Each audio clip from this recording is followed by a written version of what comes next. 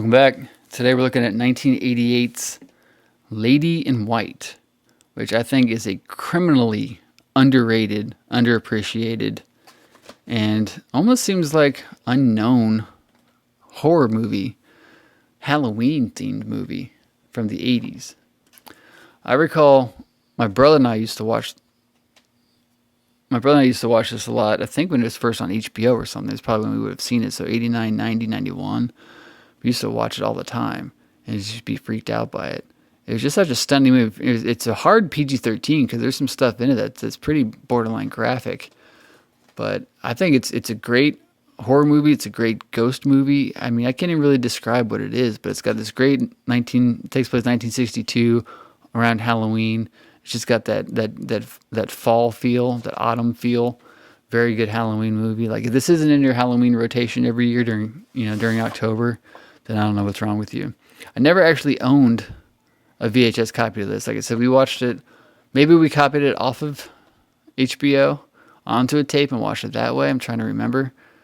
But I just got this not that long ago and a haul of other movies. I remember back in the early 2000s-ish, this movie was on my mind for some reason. And I was at work with a guy whom I just kind of knew a little bit, a coworker of mine. And just randomly, I asked him if he'd ever seen Lady in White, because he was a big horror movie fan. We used to talk about Halloween and Evil Dead and all that. And I asked him if he'd ever seen Lady in White. And he just like flips shit. He just goes crazy because he thought he was the only person who'd ever seen this movie.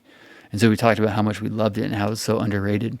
So I went home that night and actually ordered the DVD.